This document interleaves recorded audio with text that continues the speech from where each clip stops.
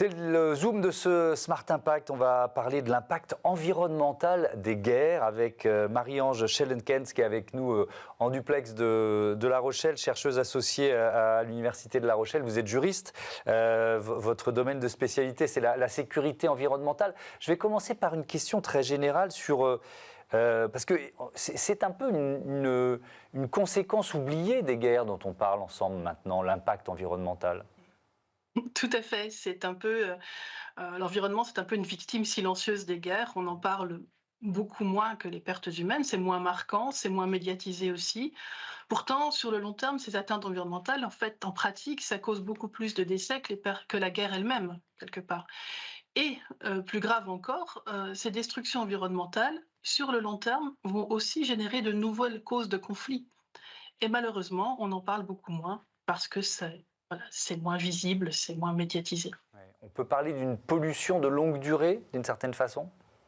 Tout à fait, tout à fait. Je donne tout à fait. Vous voyez les décès humains liés à la guerre, vous les visualisez, vous les comptabilisez dans les médias, mais les décès sur le long terme liés aux maladies, à l'accès compromis à l'eau potable, aux sols pollués qui vont affecter toute la chaîne alimentaire, ceci, ça causera des décès dans plusieurs dizaines d'années qui ne seront pas comptabilisés dans les guerres. Donc c'est en fait une bombe à retardement.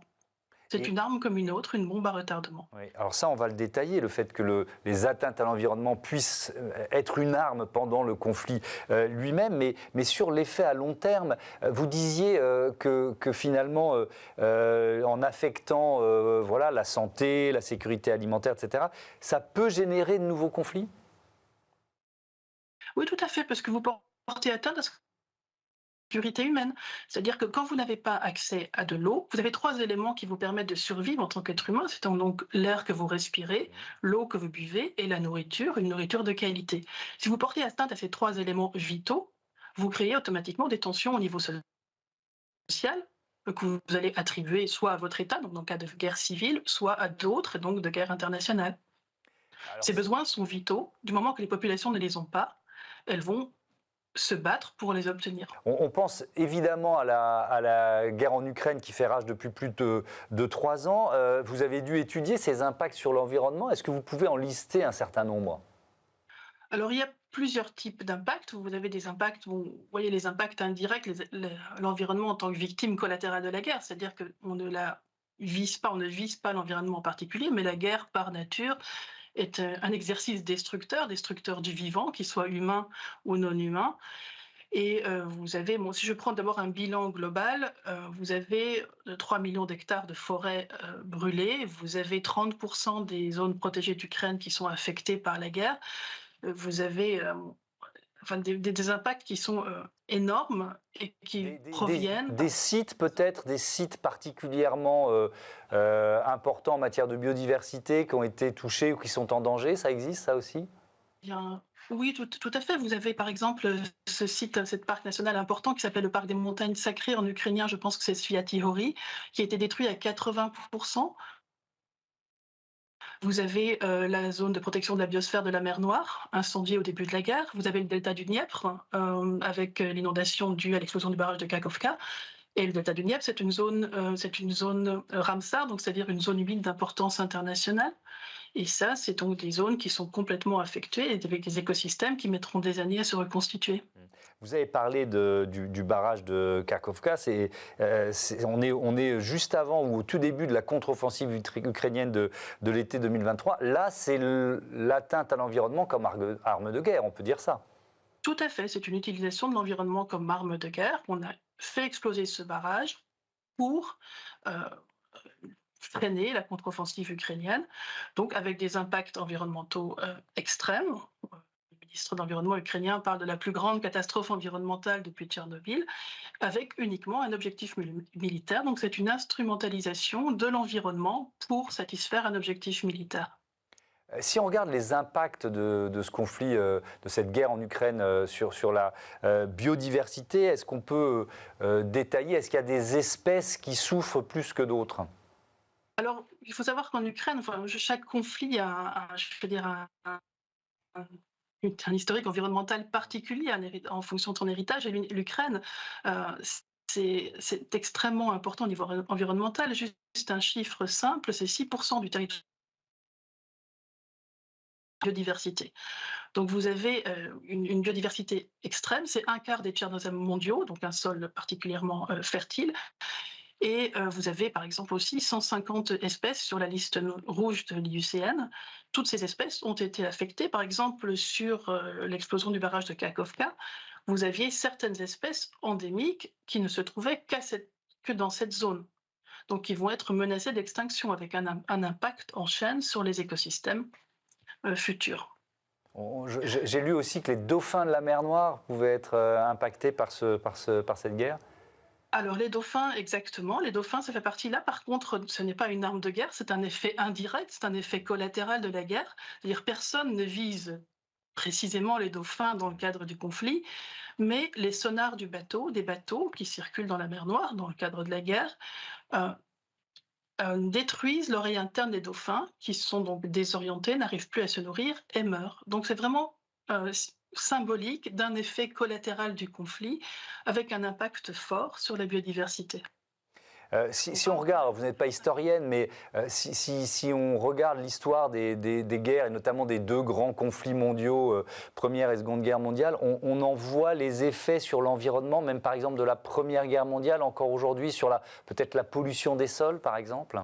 La Première Guerre mondiale est un très bon exemple, puisque vous vous souvenez sans doute que pendant la Première Guerre mondiale, les zones de Verdun a été classées en zone rouge, où il est interdit de s'adonner à des activités agricoles pour cause de pollution. Aujourd'hui encore, quand vous mesurez les taux de pollution dans le sol, c'est encore impropre à l'agriculture. Donc ces pollutions durent des décennies, voire des siècles. Et on est en passe, je pense que certaines zones du Donbass sont largement dans la même catégorie que la bataille de Verdun, au niveau de la pollution des sols. Est-ce qu'on peut encadrer, parce que bon, on va parler de droit international, mais le droit international, il est plutôt en période de faiblesse aujourd'hui, hein, avec non seulement des pays dictatoriaux, mais d'autres qui le remettent en cause. Bref, est-ce qu'on encadre l'impact environnemental des conflits armés aujourd'hui? Alors, pendant longtemps, on n'a pas du tout encadré, puisque ça n'a pas été une grande préoccupation de la communauté internationale, et puis la guerre était un régime d'exception. Quelque part, il fallait d'abord gagner. Jusqu'à la sonnette d'alarme de la guerre du Vietnam, où on a assisté à des dérives qui ont alerté la communauté internationale, les millions de litres d'agent orange déversés pour défolier et mettre en lumière les troupes ennemies, on fait un peu réfléchir et on a adopté tout un, je veux dire, un corpus juridique pour essayer d'encadrer ces pratiques en temps de guerre. Vous avez trois documents majeurs qui sont d'abord la Convention ENMOD, qui va interdire la guerre géophysique, c'est-à-dire par exemple l'ensemencement des nuages pour déclencher la mousson, ou comme c'était le cas au Vietnam. Vous avez le protocole additionnel 1 aux conventions de Genève, qui lui va interdire l'usage de l'environnement en temps de guerre, et même imposer lors de la poursuite des hostilités, et plus récemment le statut de Rome, donc qui établit la Cour pénale internationale, qui lui aussi instaure un crime de guerre environnemental. Là, c'est un corpus juridique, je veux dire, technique qui existe, mais il ne s'applique pas. Oui, alors c'est la question que j'allais vous poser. Est-ce qu'il y a des procédures qui ont été lancées devant la Cour pénale internationale en matière de respect, enfin de conséquences de la guerre en matière environnementale ou pas? Alors, en matière environnementale, non, pas précisément, puisque généralement, comme vous savez, la CPI est quand même relativement affaiblie, elle a peu de moyens, peu de soutien. Donc, quand elle arrive à lancer une enquête, généralement, elle table sur le profil gagnant et plutôt sur les conséquences humaines qu'environnementales. Mais en plus, c'est très difficile. C'est-à-dire, même si ces textes existent, ils sont pratiquement impossibles à mettre en œuvre, puisque vous devez prouver les dommages étendus, durables et graves, donc cumulatifs, une notion qui est elle-même vague, mais qui en plus n'a pas été définie, et avec des définitions contradictoires. Et dans le cadre de la CPI que vous mentionnez, on doit ajouter un critère d'intentionnalité. Donc il faut prouver, si on prend l'exemple du barrage de Kakhovka, que l'explosion était intentionnelle. Et deuxièmement, la non-proportionnalité. C'est-à-dire qu'on pourrait, si on prouvait ces 4 critères, arguer du fait que finalement, contrer la contre-offensive ukrainienne, c'était un objectif militaire suffisant pour justifier ces destructions. Donc finalement, en pratique, c'est quasiment inapplicable. Il y a aussi l'accès au site. Comment prouver, démontrer ce qui est en train de se passer? Exactement, ça c'est un gros problème de tout ce qui est dommage environnemental en temps de guerre. C'est premièrement, vous avez besoin d'accéder au site en période d'hostilité, ce qui n'est pas simple. Puis sur l'évaluation, vous avez aussi un problème technique. Donc comment évaluer les effets à long terme, les effets transversaux, les effets sur plusieurs années?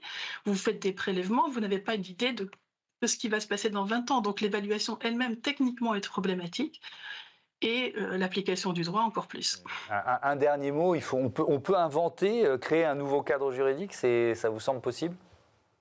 Je pense que ça me semble souhaitable, surtout Mmh. vu l'état de fonctionnement du cadre actuel. Alors, on essaye, hein, pour l'instant, je vous avais vu les dernières initiatives, la déclaration de Lviv le 9 mai dernier, pour créer un tribunal spécial pour la poursuite du crime d'agression. C'est un peu de la créativité juridique pour contourner le veto russe au Conseil de sécurité des Nations Unies, faire en sorte que ces crimes ne restent pas impunis. Ça ne vise pas précisément les crimes environnementaux, mais les dégradations environnementales sont un caractère aggravant du crime d'agression. Donc on essaye, mais pour que ça fonctionne, il faut un soutien majeur de la communauté internationale. Pour l'instant, il n'y a que 40 États qui soutiennent l'initiative et ce n'est pas encore suffisant pour changer le système. Merci beaucoup Marie-Ange Schellekens et à bientôt sur Bismart for Change. On passe tout de suite à notre rubrique Startup.